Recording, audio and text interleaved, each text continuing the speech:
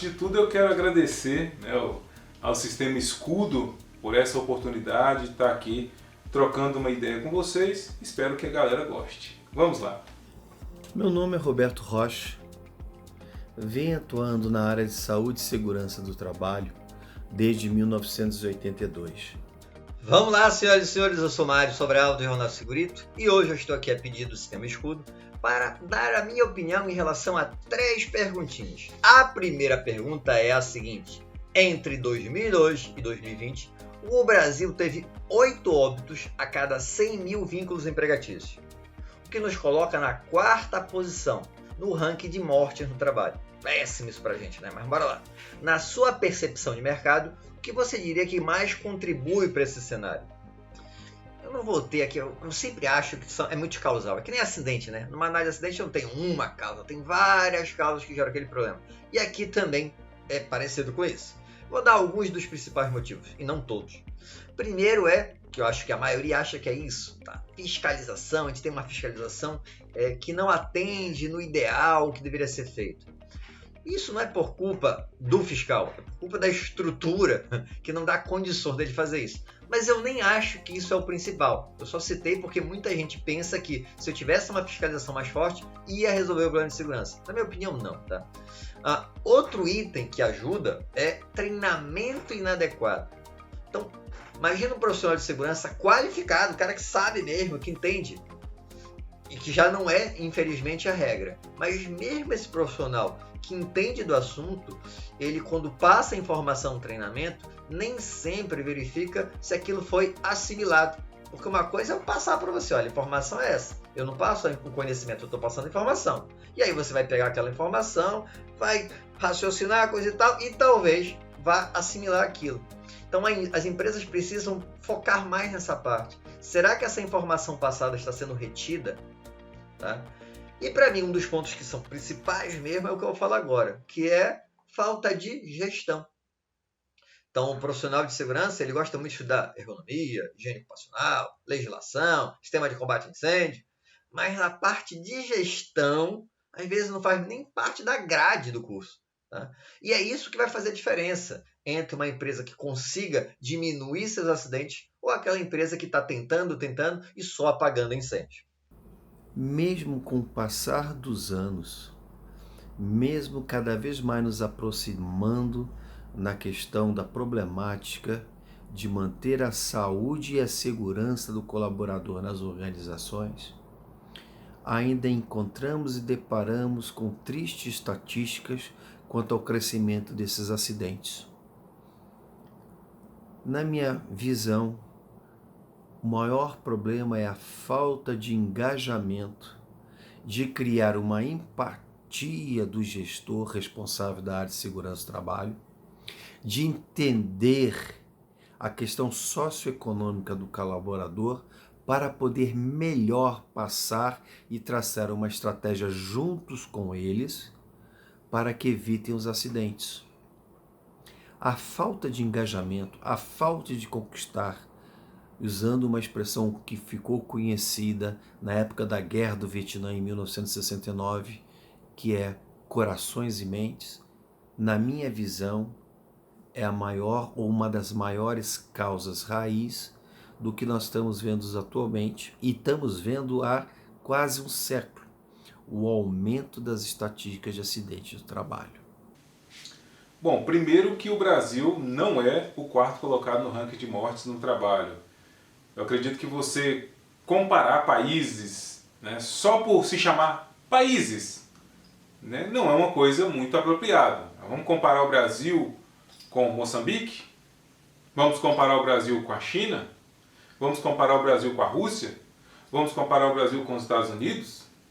Vamos comparar o Brasil com a República Dominicana? Com a Austrália? Então eu acredito que essas comparações que são feitas não ajudam muito, né? Nós estamos comparando países totalmente diferentes. A China, Estados Unidos, a Rússia e o Brasil. Totalmente diferentes em nível de densidade populacional, em nível de industrialização.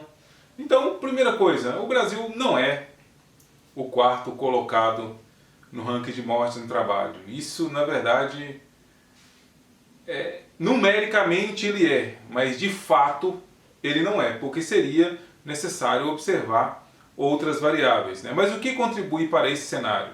Existem alguns elementos, por exemplo, a baixa cultura de segurança, né? Tem uma maturidade baixa em se tratando de segurança do trabalho, certamente é uma das coisas que levam o Brasil a ter tantos acidentes. Eu acho que mesmo que o Brasil não seja, né, não dá para dizer que ele é o quarto colocado no ranking de morte no trabalho, né, porque você não pode pegar valores absolutos, tem que pegar valores relativos, né, mas ainda assim o número de mortes no trabalho no Brasil é inaceitável. Né, então a cultura de segurança contribui muito. Né, nós não somos ensinados a pensar preventivamente nas escolas, na nossa casa até. Né, quantos de nós brasileiros temos um seguro de vida? Quantos de nós brasileiros temos um seguro imobiliário? No máximo, o que a maioria tem é um seguro para o seu carro, né? Mas muita gente tem moto e também não tem seguro. Aliás, muita gente tem carro e também não tem seguro. Então, devido a várias questões, nós acabamos tendo uma cultura de segurança onde é permitido, né, se expor a risco, onde aquele cara que se expõe demais é visto como um herói, né? É a cultura, né? A cultura de segurança acaba criando símbolos, artefatos, crenças e heróis inadequados com onde a gente deseja chegar. Né? Então valorizar quem trabalha 12 horas por dia, valorizar quem trabalha 20 horas por dia, achar que aquele cara que está na manutenção, por exemplo, ele trabalhar durante 20 horas, durante 22 horas, durante 30 horas é uma coisa saudável, né? São nossos heróis. Né? Mas que tipo de heroísmo é esse, né? Da pessoa trabalhar num nível frenético assim? Os artefatos, né? O ferramental das empresas, em muitas empresas o trabalhador não tem saída a não ser fazer uma gambiarra para conseguir executar o seu trabalho. Então tudo isso contribui para uma baixa maturidade da cultura de segurança da empresa. As próprias crenças, né? A crença de que segurança do trabalho é dever do profissional de segurança, né? E não da liderança. A crença que o profissional de segurança trabalha cuidar das pessoas pessoalmente, né? Vai assumir responsabilidade pelas pessoas. Isso é um absurdo, né? Sabendo que você tem um técnico de segurança para 100, 200 trabalhadores, um técnico de segurança se responsabilizar pela segurança de todos, é impossível. E esse herói, né, às vezes até o profissional de segurança é o herói nessa questão, né, de querer. Então também é equivocado o profissional de segurança achar que ele é um Superman, que ele vai dar conta de tomar conta de todos. Não é possível isso, tem que se desenvolver uma maturidade onde as pessoas ajudem a cuidar de si, cuidar do outro e se deixar cuidar.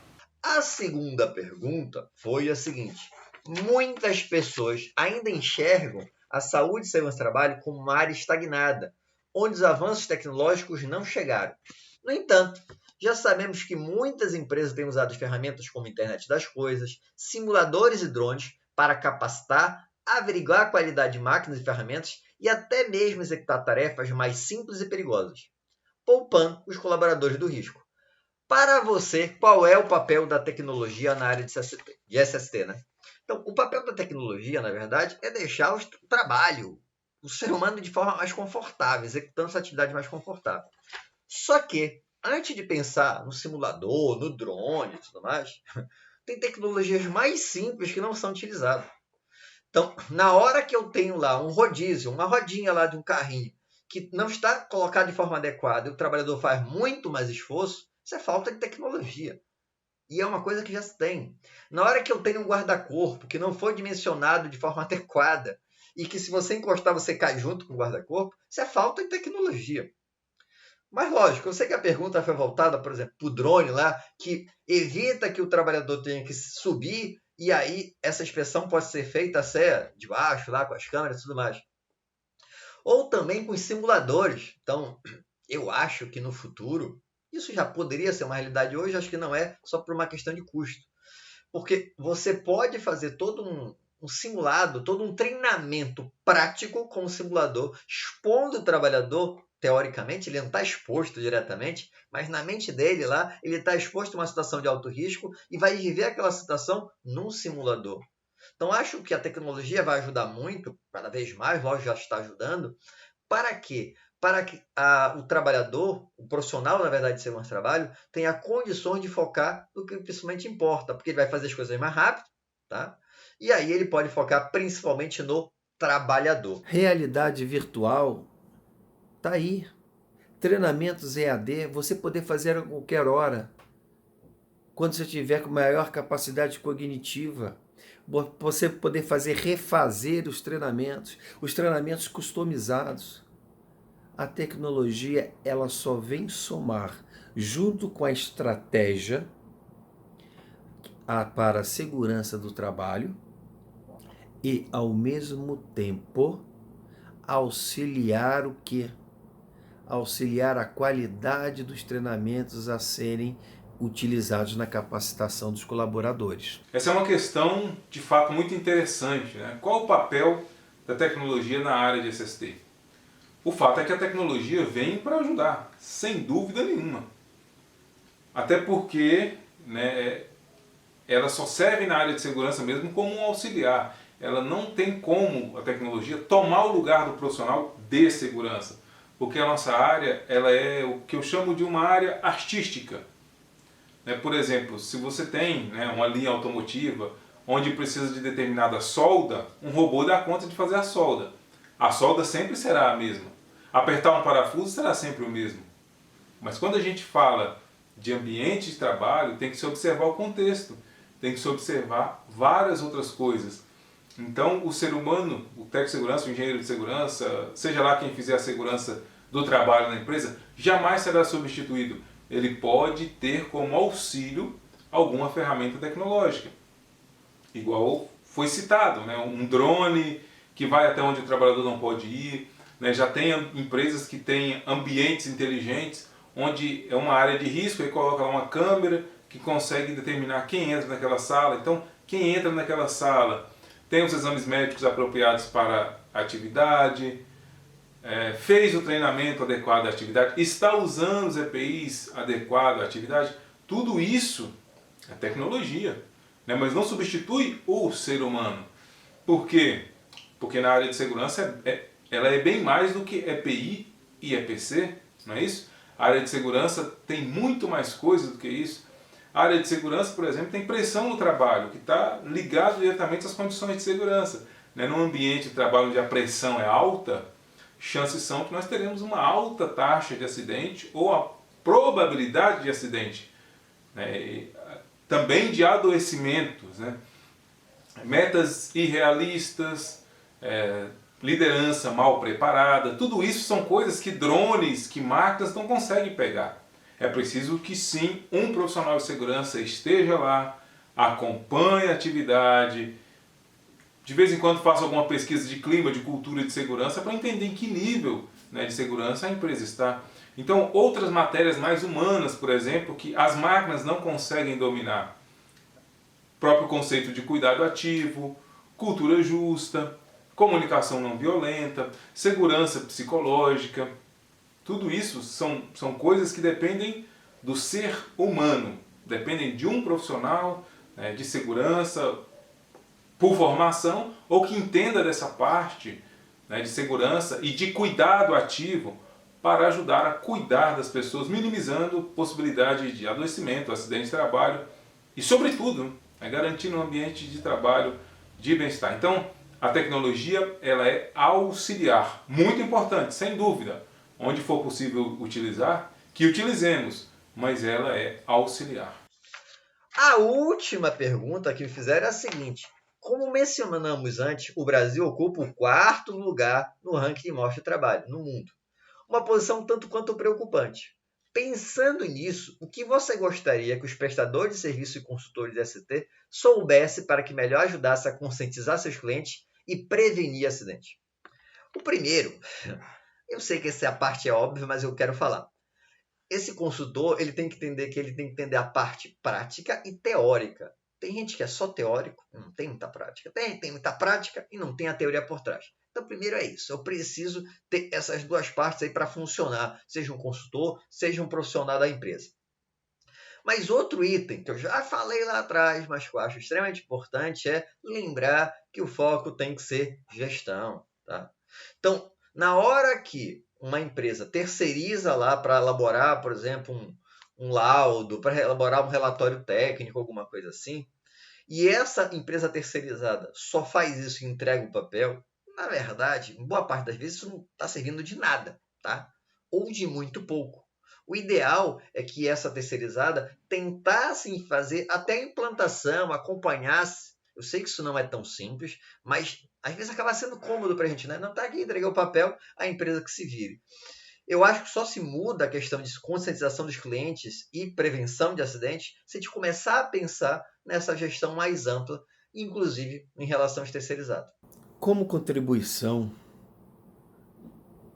gostaria de dar como sugestão aos consultores e aos prestadores de serviços de saúde e segurança do trabalho um ponto primordial.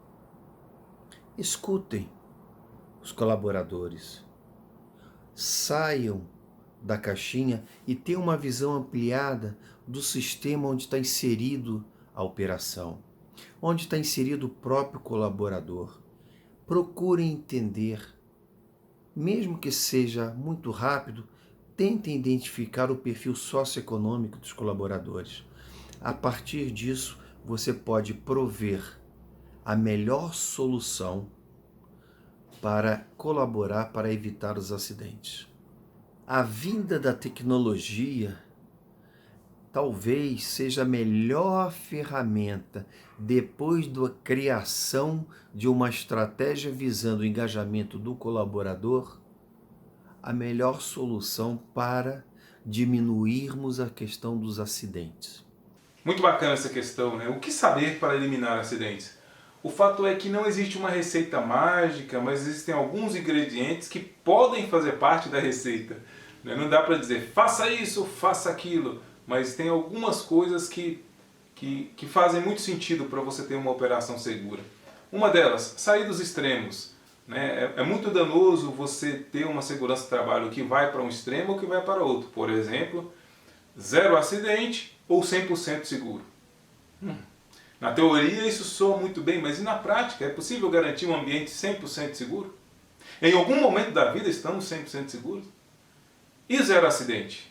Será que é possível ter 0 acidente? Se às vezes até em casa, na rua, a gente se acidenta, como garantir que uma empresa com 100, 200, 300 trabalhadores, metal derretido, objetos cortantes, como garantir que se tenha um 0? Muitas empresas pressionam tanto o trabalhador para manter o 0 que o trabalhador passa a esconder os acidentes de trabalho, com a anuência do líder imediato e da média liderança. Porque quando acontece acidente, meu Deus, acaba tudo, né? Se fala até com o dono da empresa se acontecer um acidente. Então, uma das coisas é tomar cuidado com esses extremos, tá? Tomar cuidado também com os manuais de segurança que a gente mesmo escreve, bem intencionados, mas que, para que seja cumprido o manual, garanta que tudo esteja no seu devido lugar.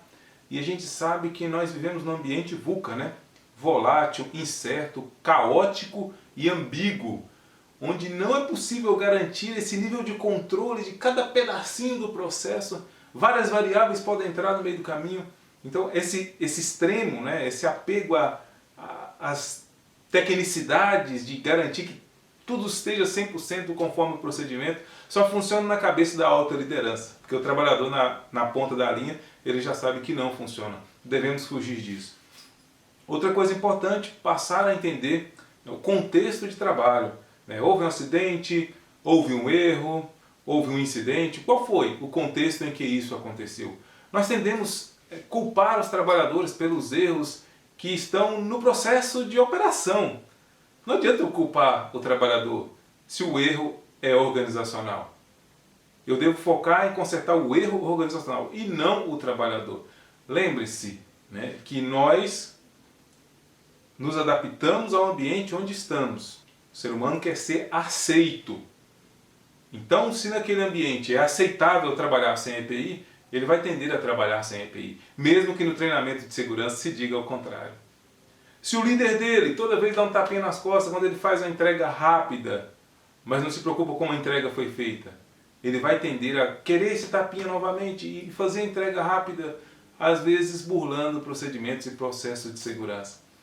É importante demais entender com o contexto. O Scott Geller costuma dizer: o comportamento não ocorre no vácuo, né? Sempre tem um contexto. Outra coisa importante é melhorar o relacionamento entre liderança e trabalhadores. O trabalhador tem que ter facilidade para relatar acidentes, para relatar incidentes, para relatar condições de risco, para acessar o direito de recusa.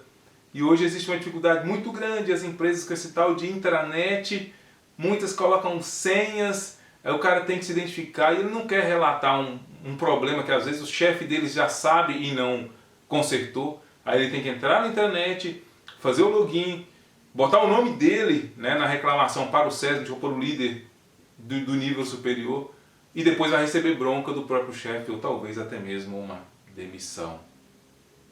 Então tem que tomar cuidado nesse processo, né, das pessoas poderem trocar informação, informação vai, informação vem. O SESMIT, setor de segurança, não pode ser só um setor que ensina, tem que ser um setor que ouve, e que ouve muito. Lembre-se, as pessoas são emoção, as pessoas não são razão. Então não adianta eu dar o melhor treinamento do mundo se o meu contexto de trabalho leva o trabalhador para a direção do comportamento de risco. Outra coisa, o profissional de segurança tem que abandonar a capa. O profissional de segurança não deve ser o protagonista da segurança do trabalho. Quem deve ser o protagonista é o trabalhador. O profissional de segurança deve delegar, deve envolver, deve motivar, através de ferramentas e estratégias de pequeno, médio e longo prazo, para que as partes venham se envolver em segurança do trabalho e ele venha ser apenas o organizador de ideias, o organizador de movimentos, mas não o dono dos movimentos e nem o dono das ideias. Tem que ser um profissional que troca muito, que tem uma capacidade de relacionamento muito grande. Outra coisa importante é jogar fora a culpabilidade. Né? Empresas que botam a culpa dos acidentes e incidentes no trabalhador normalmente têm baixo número de relatos.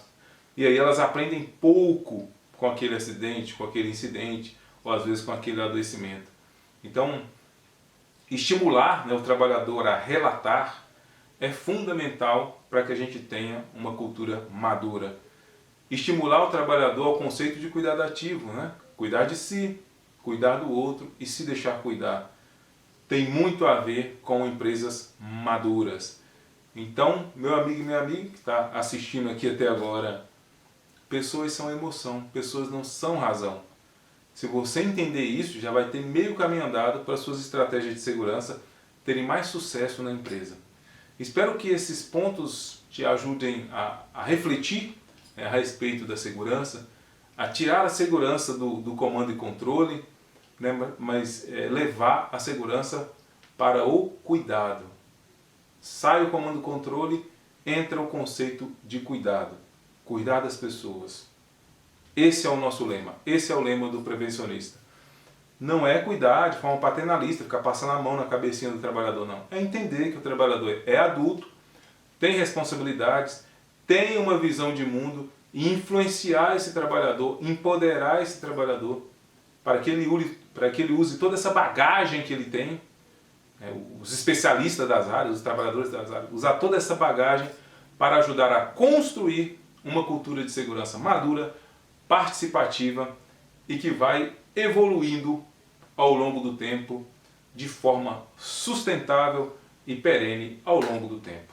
Espero que vocês tenham gostado da nossa participação. Falou-se! Espero que tenham gostado. Se gostaram, já sabe, né? Curte, compartilha. E eu aguardo você numa próxima. Um abraço!